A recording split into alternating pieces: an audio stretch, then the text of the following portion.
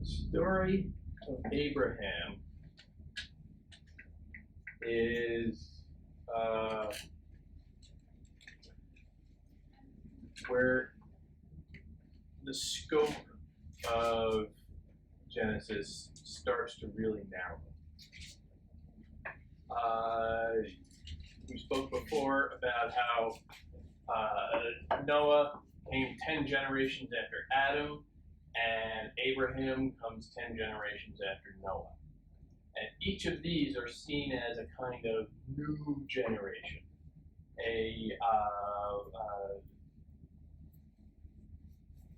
redo for humanity. Each time God creates someone special, Adam, Noah, ultimately Abraham, and each time the descendants of them screw up, as descendants tend to. I can say that because I'm a dad. With Adam, or with Abraham rather, you can see God starting to alter the plan even more.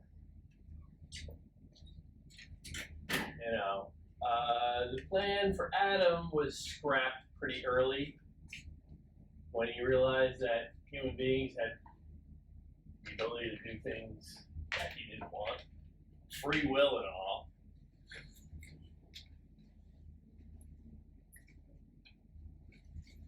That free will kept going until he could take it no more, or at least until humanity had crossed some threshold of corruption and had to be wiped out altogether.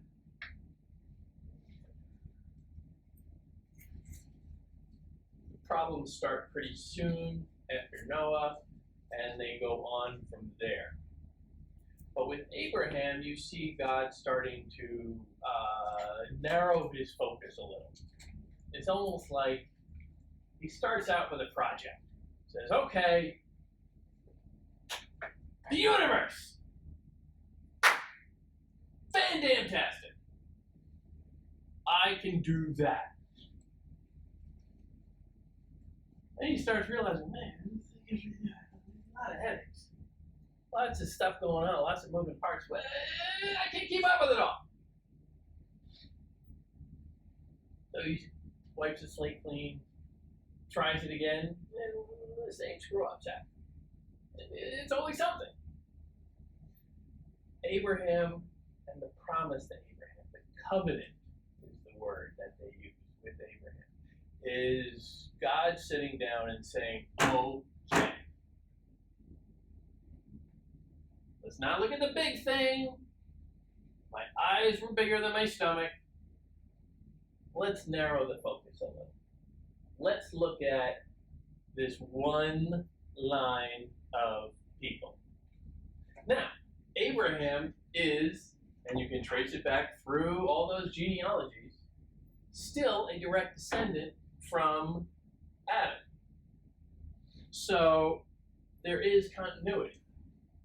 But obviously, there are a lot of little interjections in that continuity. A lot of little moments.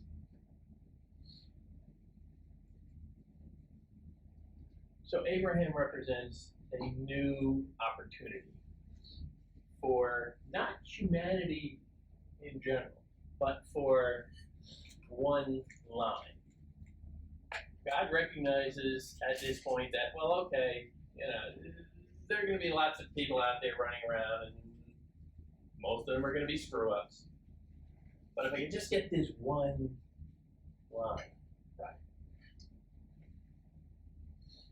that'll be worth it. And he singles out Abraham, or Abram, at first, as the most worthy, just like he singled out Noah.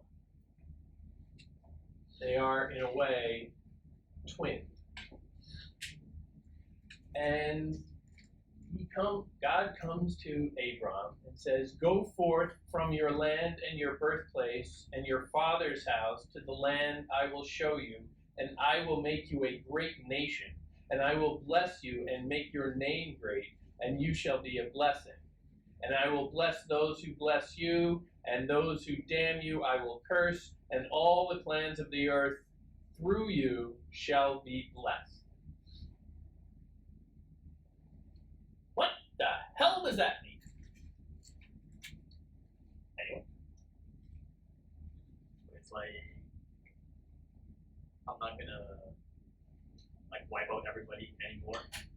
It's just He gets there, but not at this point yet. whoever does you wrong in like my eyes, what I think is wrong, I will deal with them separately, so to speak. Yeah.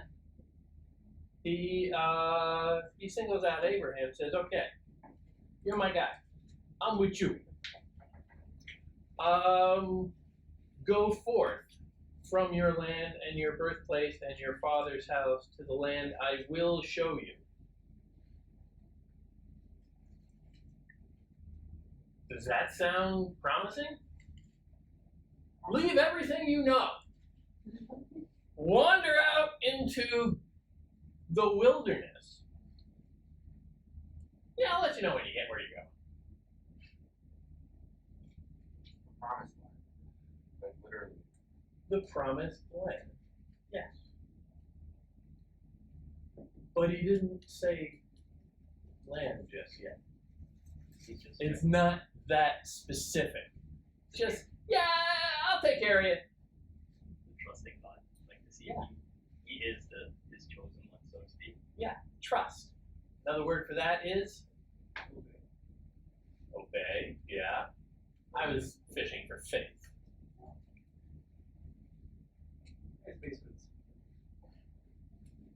Yeah, depends on how you want to potato that. Basically the same thing. Yeah. God is saying, go forth and do this, and I will do that. You do this, I will do this. It is a transaction. It's a deal. Again, covenant. Yes.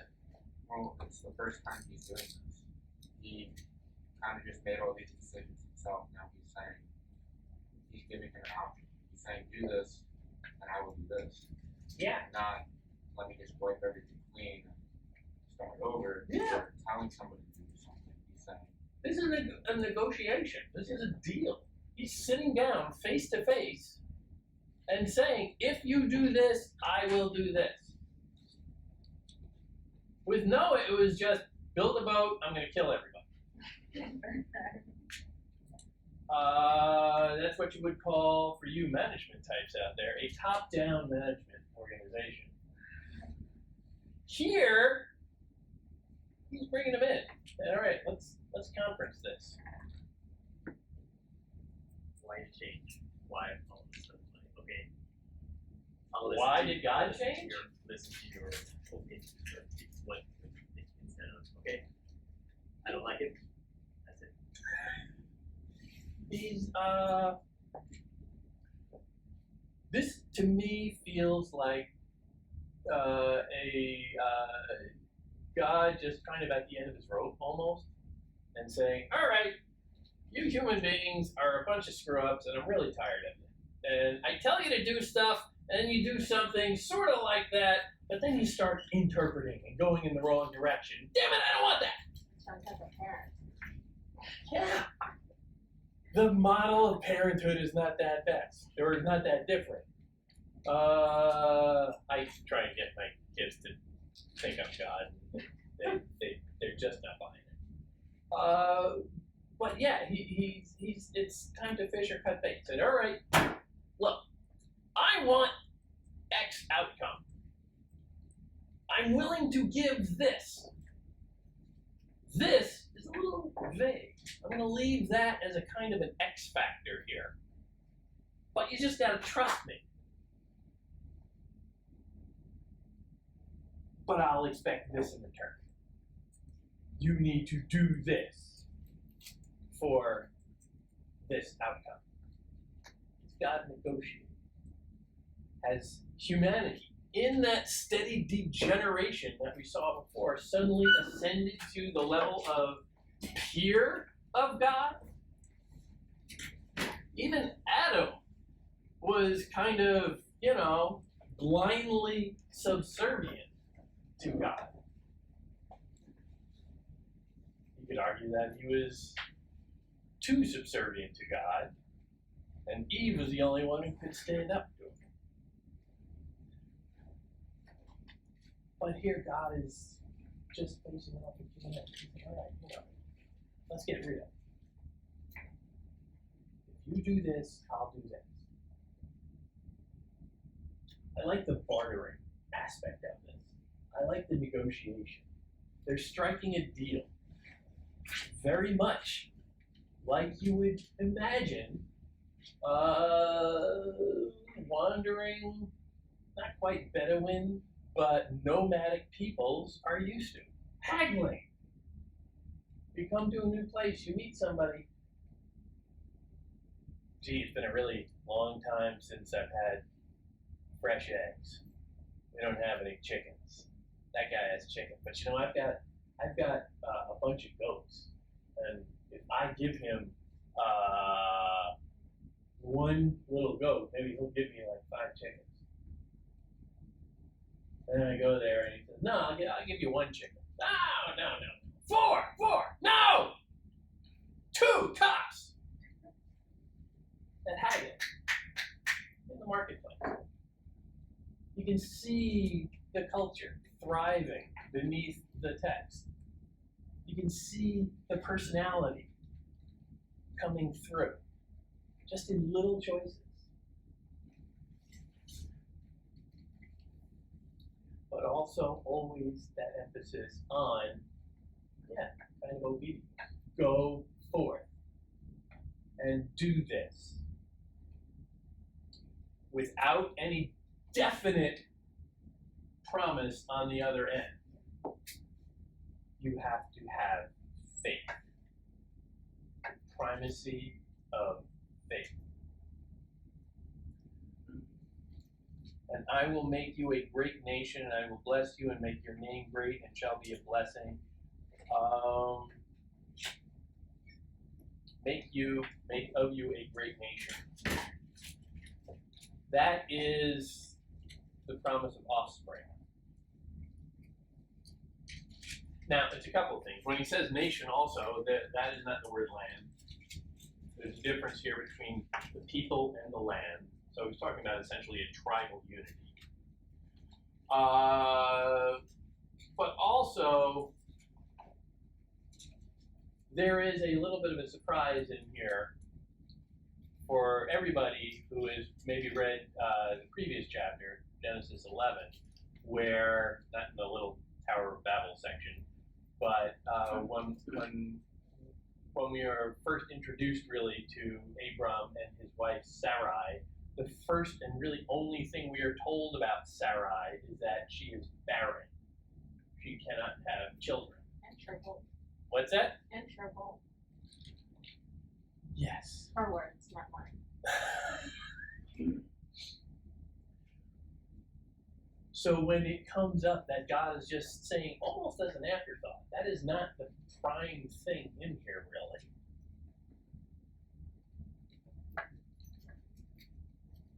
Yeah, you're going to give birth to a lot of kids.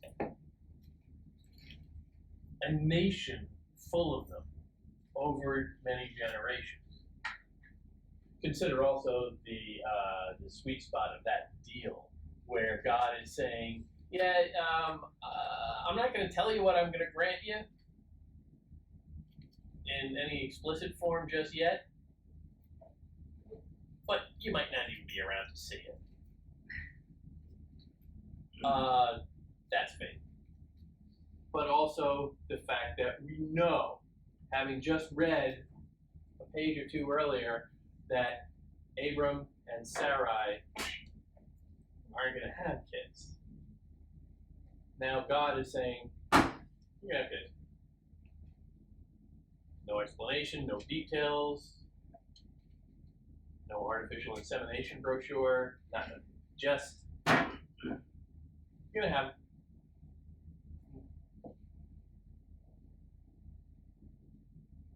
that jars with what we know. We were prepared early on. Again, that little factoid jumps out at us that she couldn't have children. And because we were told so little about her, that's really the only thing we know, so we remember it. And it's just sort of sitting back there so that when we get to this, a little while later, that fact is really rooted in our understanding of the story, and suddenly, what? That doesn't make sense. That can't happen. I, as a reader, don't believe that. What does that do?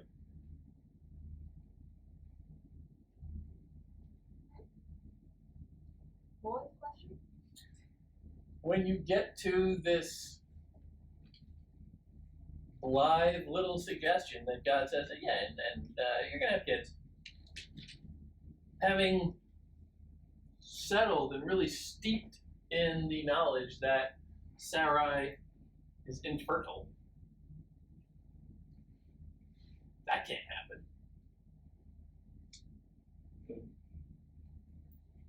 Now, maybe you are,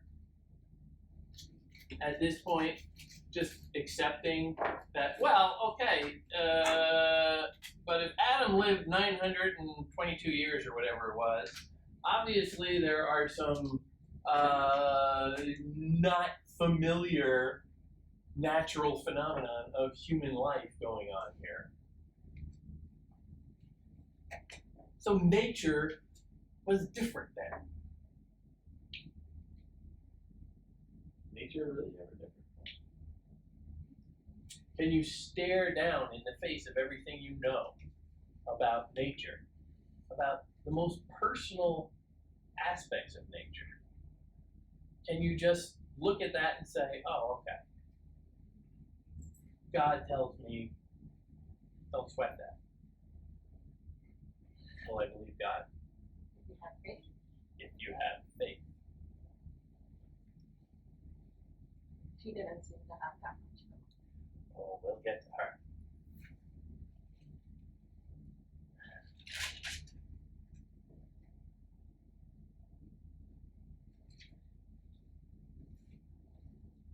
And Abram was 99 years old, and the Lord appeared to Abram and said to him, I am El Shaddai.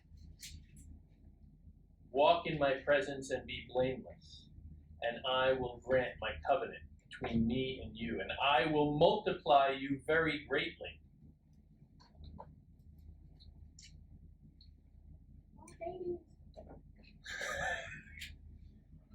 Well, he's dropping El Shaddai, another name for God, here. Again, more hints of a complicated background in a, let's say, polytheistic neighborhood, where there are going to be many different names and many different traditions for sometimes the same God, El Shaddai. But then also, yeah, promising more babies. Reminding him, many years have gone by at this point. 99 years old.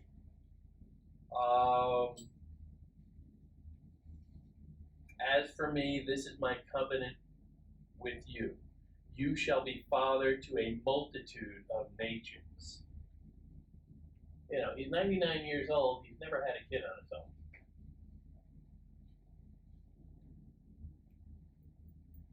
How do you just go, oh, okay, daddyhood right around the corner?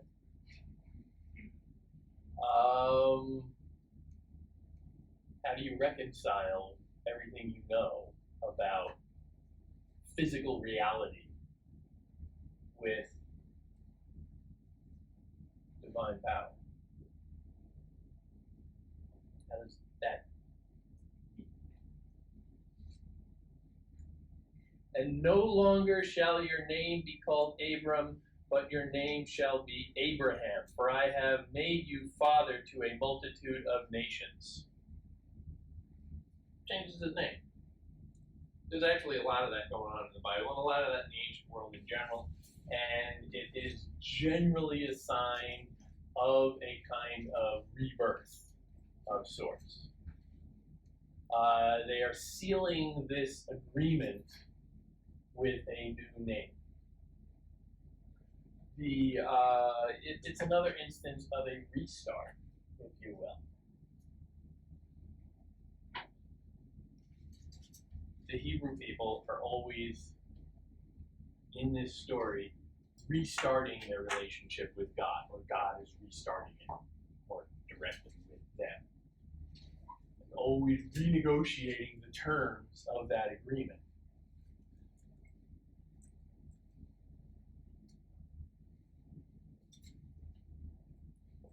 And I will establish my covenant between me and you and your seed after you through their generations as an everlasting covenant to be God to you and to your seed after you. So now this is also different. When he wipes out the entire world except Noah, his beef is with the entire world. His concern is with the entire world. The entire world suffers those consequences. But now, God's blinders, saying, all right, all that's just noise. My concern is with you and your kids. It's a single people now, a single nation. National identity, a tribal identity, however you want to point at them. But it is no longer a universal scope to this. It's all about this one group.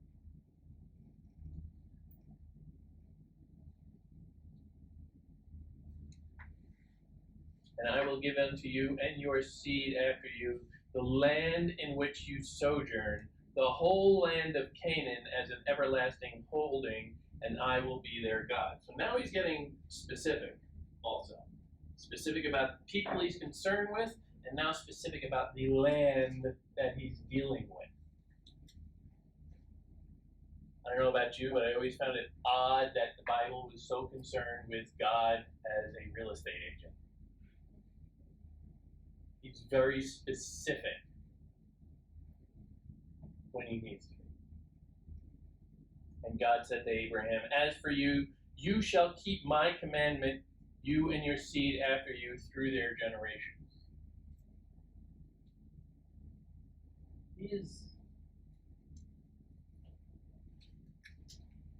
He's saying this is essentially a one-sided deal, where God is promising, okay, I'm on your side. He's not really being very specific about what the obligation for humanity is here. This deal is a little vague. Beyond line faith. And that goes for Abraham and his kids and their kids and their kids and their kids.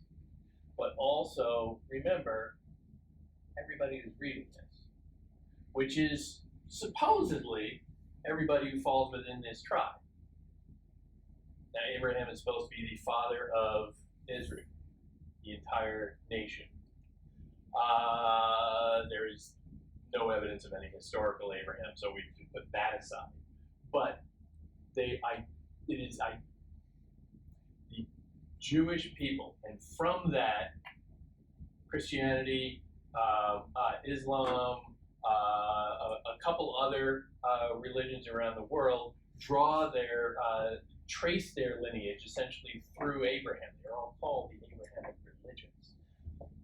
So he is a pivotal figure at this moment. He is laying out the contract for everybody.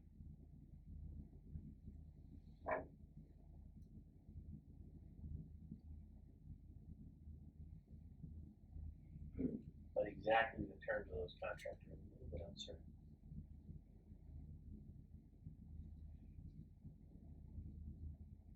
And the Lord, 18, and the Lord appeared to him in the terebinths of Mamre I don't know if I'm pronouncing that correctly. Terebinths are trees. When he saw sitting by the tent flap in the heat of the day, when he was sitting by the tent flap in the heat of the day, and Abraham and God have this little chat by the tent flap. Again, very interesting. By the tent flap, immediately conjuring images of a nomadic people. Some translations will have this by the door. There were no doors. There were only tents.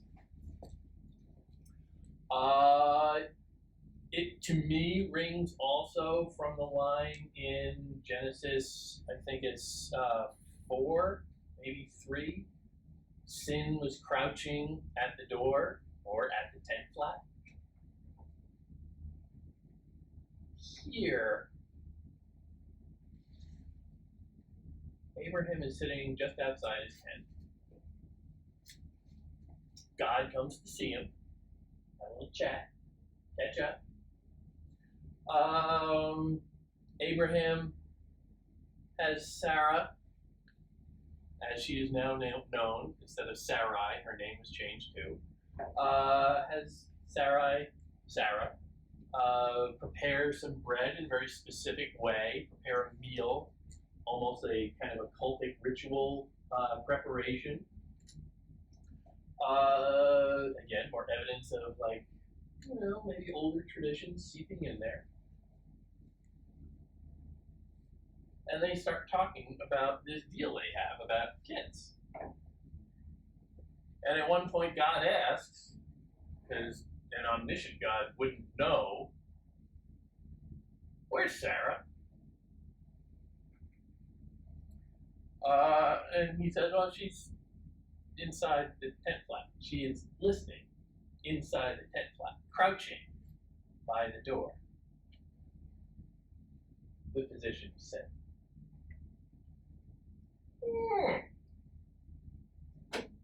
Associating the female character with sin. That might be a pattern. Eve, I don't know, could be anything. Sarah was listening at the tent flap, which was behind him, and Abraham and Sarah were old, advanced in years. Sarah no longer had her woman's flow, and Sarah laughed inwardly, saying, after being shriveled, shall I have pleasure, and my husband is old? And the Lord said to Abraham, why is it that Sarah laughed, saying, shall I really give birth, old as I am? Is anything beyond the Lord? In due time I will return to you at this very season, and Sarah shall have a son. God's confident. You gotta give him that. A couple of things in there. One, her positioning by the tent flap, by the door, position of sin. Kind of sneaky, like she's eavesdropping, untrustworthy. Does this have anything to do with like I don't have the word, like the That's a little different. That's a little different. Yeah. It's okay. What's that? Am I thinking about the correct kind of they're not doing like captain sense and then it's flop. Is there like the little curtain things? Yeah, essentially.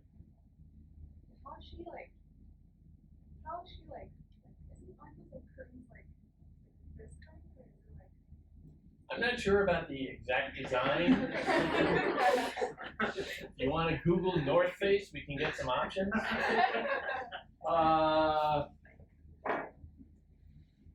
There are levels of detail you kind of just gotta go with. Like I'm imagining like you're trying to like eavesdrop, but like it's like a curtain, so can't you like you try to eavesdrop like this? Yeah, it's kind of absurd that a tent flap is really going to be blocking that much sound, and God isn't going to know that she is inside the tent.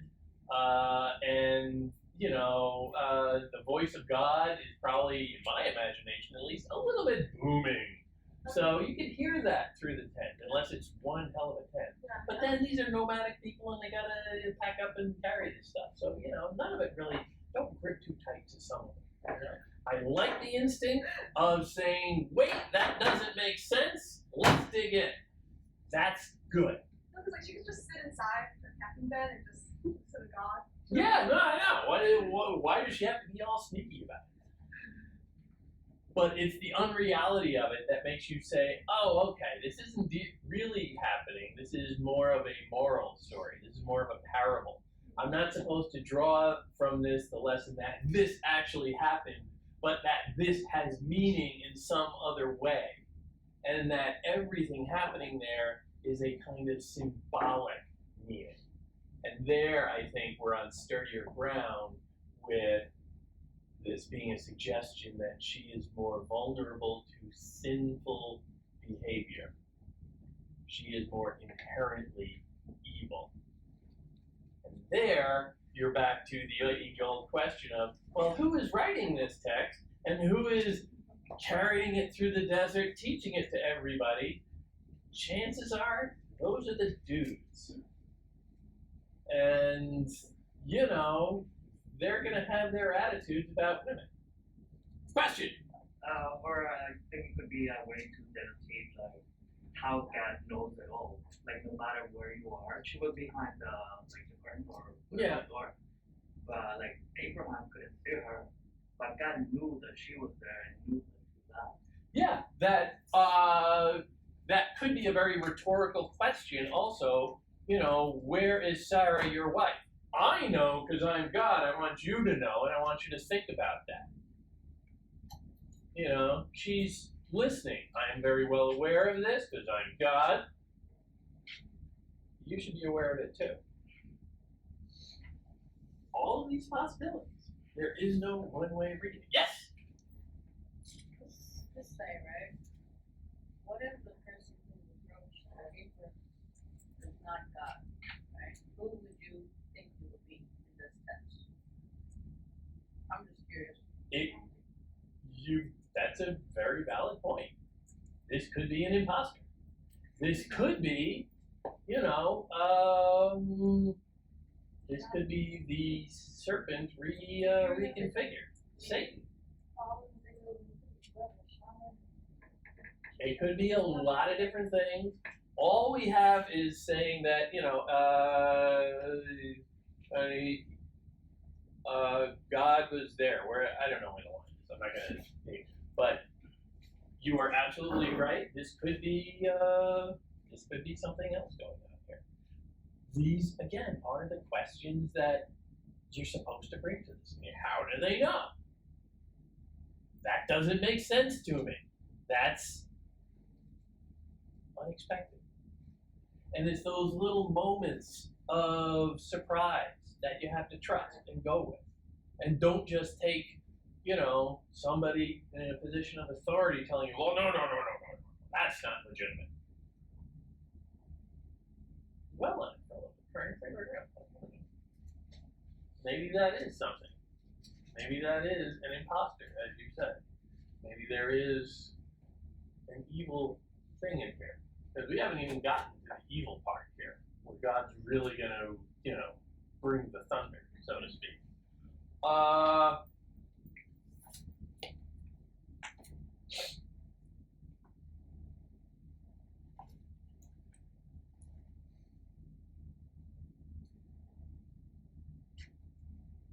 Yeah, I'm not going to go there just yet. But, okay. The real final test.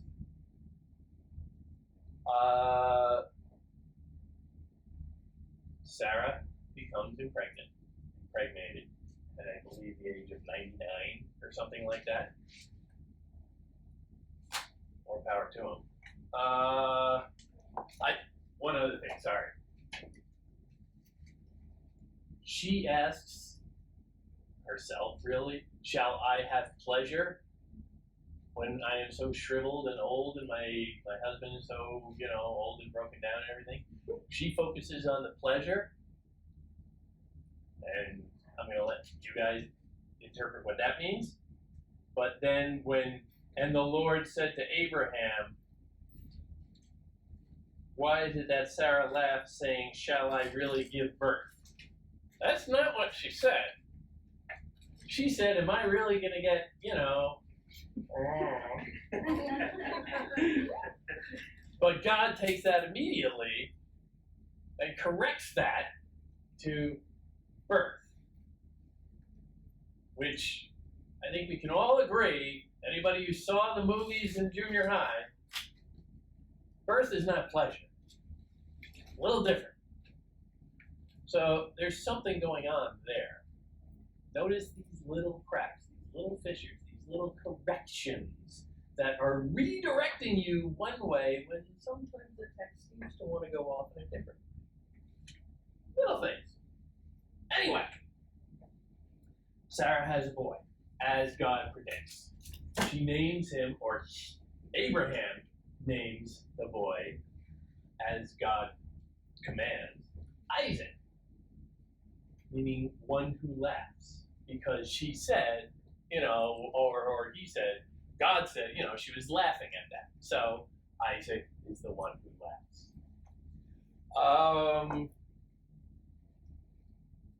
Abraham was 100 years old when Isaac, his son, was born to him, and Sarah said, "Laughter has God made me. Whoever hears will laugh at me." Again, her relationship to this event and faith itself is a little suspect, a little bit off. She always seems to be kind of the skeptical one, hanging back. And remember the parallel with Adam and Eve. Adam was essentially just God's toady. God says to do this, all right, I'm going to do this. Eve is the one in the Garden of Eden who has the idea to eat of the fruit of the tree of knowledge of good and evil. Well, she was the one who did. And she engaged with that. She thought for herself and exercised free will when Adam was not. Just saying. The characterizations of women throughout this stuff are troubling. Yes, Justin. Are you going to weigh in on the women question? No. Yeah, that's a smart move, Kyle. I was going to say the free will aspect and then the blind faith aspect go hand in hand. Yeah. Like, one person's questioning the blind faith, the other's just doing it. Yeah. Because calibrating those two instincts is God's great project. He was very happy to have blind faith with Adam, but Adam needed something more to function, so he gave him Eve. And Eve brings in this kind of free will aspect. And allowing for those two imperatives to function throughout humanity in his grand design is the great project of these scriptures. Because human beings aren't always of perfect faith. As readers, we look at she was 99 years old and had a child after being infertile all her life, and we say, maybe? Because we are not necessarily blindly faithful. Is that a problem? Is that a warning to us? Is this pointing out as we come to these things, and should we be skeptical? Are we allowed to be skeptical? Did God know that I was reading this and I felt a little skeptical? How do we see that? Yeah, like, God is the one who made Eve and Sarah. Like, he made them, so isn't that possible that God intended them to be that way? Yeah. He is the one who made them. Theoretically, he also made the serpent. He instills us with free will. If God didn't make this feel good, why is it so wrong? We've all heard that one before. But he's like, I'll give you this free will, but at the same time, I'm pissed off that this person is being free will. So let me start over and do the same thing again. And Yeah. be petty about that. Yeah. How are you gonna get mad when you give us all these options and then we take advantage? Yeah. Not like in a negative way, but we test it and now all of a sudden you're mad. Like somebody having a kid and then getting mad at the kid for being born. Like what? Makes no sense. Yeah. It's ridiculous. You know, if chocolate wasn't meant to be eaten, it wouldn't taste so good. So of course I can eat 2 pounds of it in a sitting and everything should be fine. We are stuck in that netherworld, and there are no easy answers because these are fundamental questions, and this text is wrestling with them and giving us other ways of looking at it. There is no way of understanding this. There is no way of making it make sense, and there's certainly no way of extracting a simple rule that says, do this, not that. Because that's denying humanity. That's denying our nature. We are always eternally God's favorite and God's most distant. How do we operate within that space? What does it mean to be human, to be a human being within that space where there are no certainties? Remember, these are people who lived wandering around in tents. We know tents. Nature was very real and very threatening to them. They know what vulnerability feels like. We might say we do, but really, we got someplace to go. We got someplace to get warm and dry. That's not necessarily the case in the ancient world. So, they're trying to wrestle with these very fundamental questions. And in 22, it comes to the most extreme case of blind faith. God lays down an order, and Abraham goes along with it. Take your son,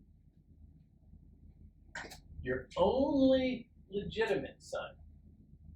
We haven't talked here about Ishmael, his other son. Take your only son, your only legitimate son, the one you waited for so long that you didn't think you would have. This special, special boy that God announced to you. And kill him. Sacrifice him. To me. Yeah. As what's that? What's that really prove or show? Well, I wanted to prove like that. yeah. It shows that you're obedient. It shows that you have faith in God. Wait.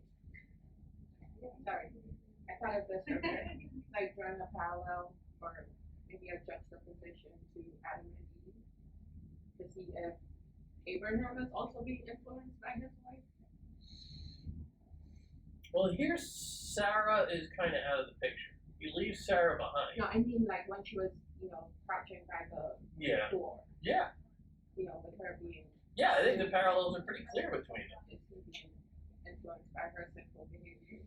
Women are the gateway to sin. Allegedly. I'm just, yeah, please. Oh boy, would I get in trouble. The argument that this reading of the text would suggest couch that very awkwardly and conspicuously, is that women are trouble. Women,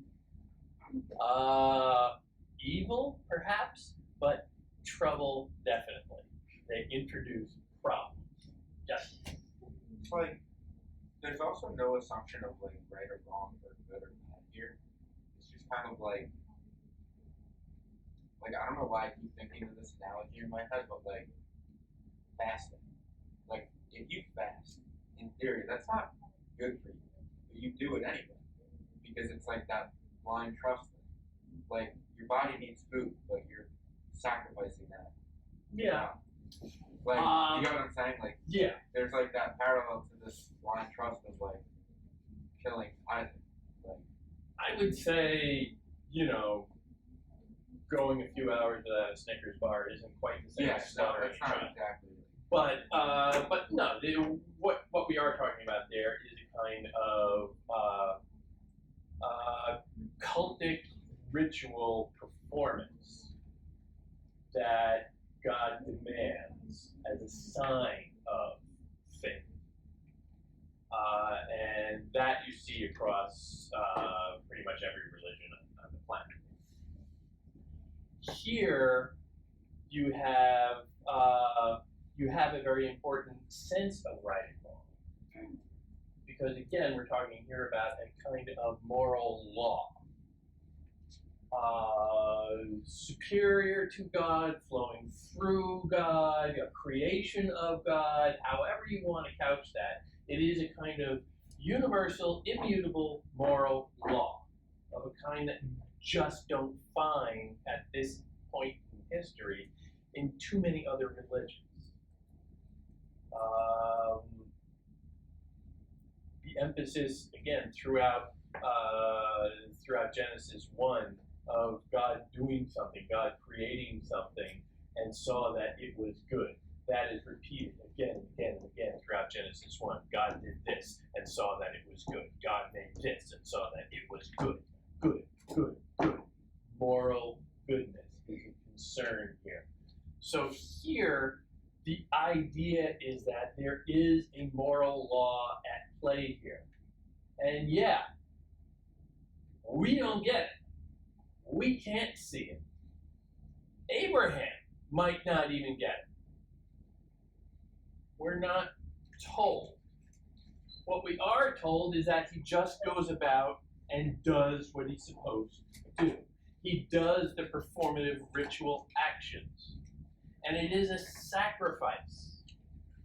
Another sort of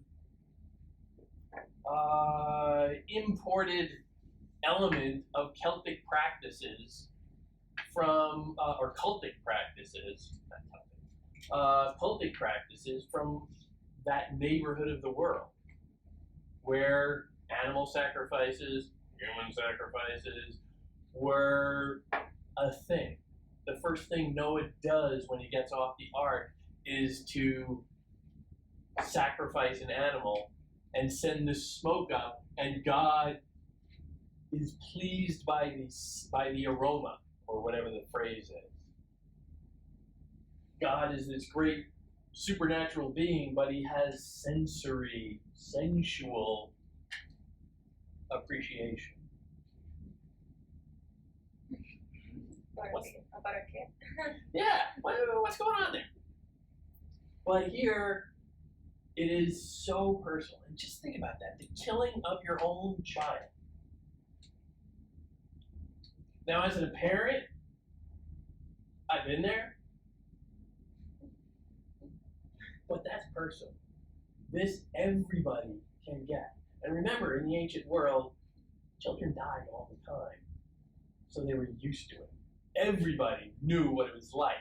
Everybody of childbearing age knew what it was like to watch their child die. And it doesn't mean that it gets easier because you've done it half a dozen times. Do you think that's also because God is jealous? God is jealous? How do you mean? Like, he sees how Sarah is like the kid, Isaac, he's like, oh my God, my kid is my kid, you know? You think feels more so, feels like scared of being jealous that, oh, Isaac's so amazing. I love Isaac so much that he's jealous to where it's like, do you love me or do you love your kid? That's interesting. God has many instances of seeming remarkably petty, quite frankly. The whole Genesis 11, Tower of Babel, is the story of God who resents that human beings are getting so haughty as to build towers in the sky, some of them as many as 2 stories high, and the sky is God's domain. I don't know that because Sarah is such a ghost in this aspect of the story, she's just not looked at really at all. But that perspective and her character, I think, is strong within the overarching story of Abraham. And you can start to say, well, what would Sarah, what was that talk like when Abraham came home one day and said, I'm taking the boy camping, and he's not coming back. Pack me some sandwiches. That's quite the conversation that couple would have. What is Sarah's perspective in this? What might we be able to draw that? What influence might she be playing in this? Would she even have been told about God's plan? No. Maybe. What she's. I don't know. Oh. You don't know. The story, the text is very minimalist here. Remember earlier with the storm in Noah, when we were getting all of this drama and we're being swept along by the story? This is the opposite extreme. This is minimalism. This is God said this. Abraham did this. Abraham did that. Isaac said this. Abraham said that. Abraham did this. Very, very minimal. We're not told what anybody's thinking. We're not told anything. And that creates, a lot of suspense because, there's some stuff going on here. Why wouldn't they be talking about it? Why is Abraham just going along with it, saying nothing? Sarah seems to be going along with it, saying nothing, because we have no evidence that she said anything. Here we have the camera, if you will, following Abraham while Sarah is off camera, but we're getting not too much more information about that. In that instance, when we are told so little about what's going on, about such a momentous thing with such emotional import, we start to think, okay, now they gotta be thinking something. What aren't we being told? What's the mood? What's really going on through Isaac's perspective? Isaac is true. Is he? I would be. If my father tried to kill me. But you don't know. He doesn't know. He doesn't. He's just following. Okay, Dad, let's go out and go up the mountain. Oh, you want me to go gather some wood? Okay. So this story is about faith, right? Can it be also about fear? Because when he was about to sacrifice his son, the messenger appear and say, let me find it. Messenger is semi-divine figure. Not quite monotheism. He mentioned that he could stop. I see now that you fear God. Yeah. Like, what's that mean? Like, you have faith, but then use the word fear. Yeah. Right. fear and faith are largely related. Faith is the belief in something unseen. The motivation to believe in that can come from the anticipation of something good, the promised land, or the fear of consequences. And they are both pretty powerful. And certainly there's a lot of fear going through this. I don't know about you, but I feel some fear when I'm reading it. Like, my God, is he really going to do it? This is suspense. This is a horror film right here. You can see where they're going with this. And every step that they take, where they tell you nothing about what they're thinking or feeling, every step they take seems so momentous as a consequence. And that makes me afraid. That strikes a kind of horror. What kind of God would do that? That's sadistic. At the last minute, to just, oh, I was kidding. Don't sweat it. Yeah, gotcha. Yeah. What the hell is that? Is it like he was trying to prove that, as like the same thing, that he can give you something, he can also take it away from you at any moment? Yeah. That is one reading of this. I would say that argues for a character of God that is borderline sociopathic. So I think it also has kind of from his mind, like he probably thought back to the beginning where he said that, okay, if anyone does you wrong, I will harm them, I will punish them. Yeah. And he probably thought that I don't want to be on the bad side of your case. So I'm do as you say. The lesson to Abraham throughout has been, I just do what God says. I obey, I don't question, I go along with that, I just do it. And here we have where that leads. Now, what is the effect of that story? Are we looking at Abraham and saying, that's how I want to be? That is the model that we should all follow. Maybe.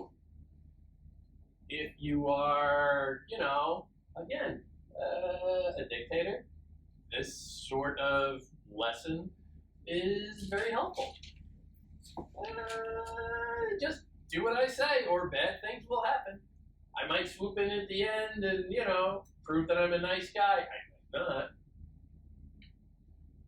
But the important thing is just blindly obey everything I tell you. Or is Abraham, by following this impetus, blind obedience, is Abraham made a monster by going too far?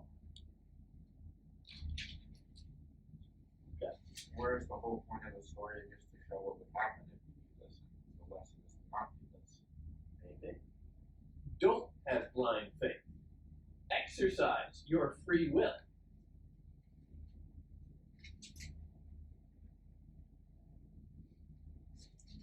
But then we're back with the question of Adam and Eve. And in fact, the question of Noah as well. Give in every now and then to your humanity, your sympathy for this child. Scholars, incidentally, disagree on the age of Isaac. He seems to be quite the young boy, like adolescent maybe. He's got kind of a gee whiz enthusiasm for everything he's doing that seems very puerile. Some scholars have pointed to and said, well, no, I think he's actually around 36, 37. In which case he's just a dumbass. But it seems that they age differently. Yes, but again, we are in the age of the patriarchs and the heroes. Because back in the old days, people were better, not like young people today. They got no respect. Remember the Nephilim that we referenced in the Noah story? Those are semi-divine beings who, for a while, were mixing it up with humanity. And that helps imbue that early generation with supernatural powers, giving them a kind of extra human vitality or divine quality that could make them seem and do greater things, like living 900 years or so. But sure, no. Again, I'm going to go back to the political thing. No autocratic leader ever lost power by saying, "You people aren't as good as your grandparents. They were the greatest generation. You people."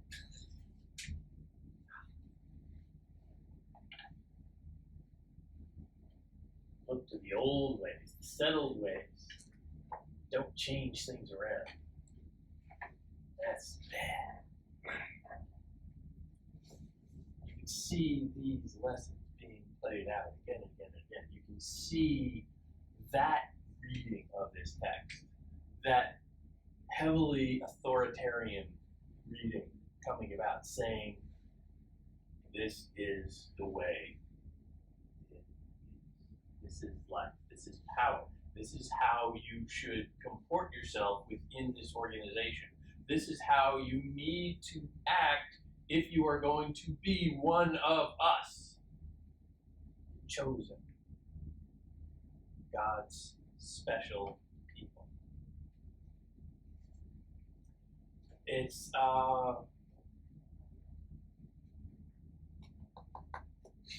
it is a powerful weapon to be deployed. But by reading through this stuff, by thinking about it, and weighing all of these different questions of, is Abraham a good guy or a bad guy? Does he start out good and then just sort of lose his way? How far should I go in blind obedience before I need to check that and start to draw on a kind of moral law that is more than the laws of man? Where does that line fall? The thing about moral laws are they come from God. And if I am just a humble human being, how can I ever understand the mind of God? God is more complicated. God is more wondrous. God is more infinite than my feeble little mind can ever approach. So, who am I to question with free will? Blind obedience might just be the only way to go about. These are the questions that we're supposed to wrestle with. These are the questions we're supposed to bring to every new piece of information to try and figure out who we are as individuals, as groups, as a human species.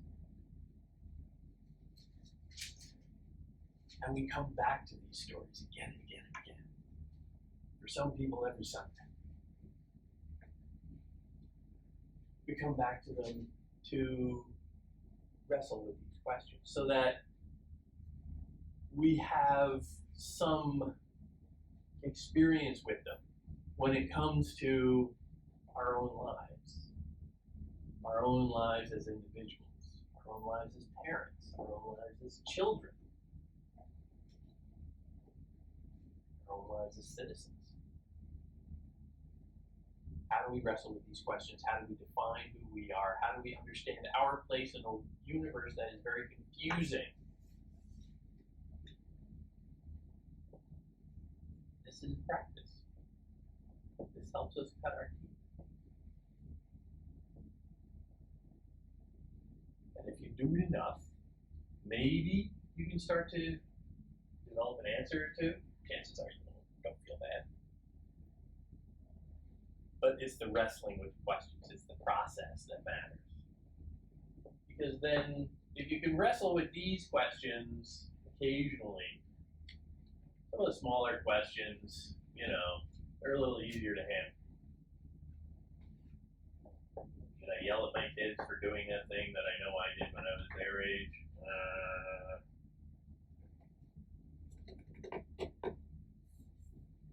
It gives you a little bit of a sense that this has all been gone through before. And there's some solace in that. So, again, it's not the answers, but it makes you feel better along the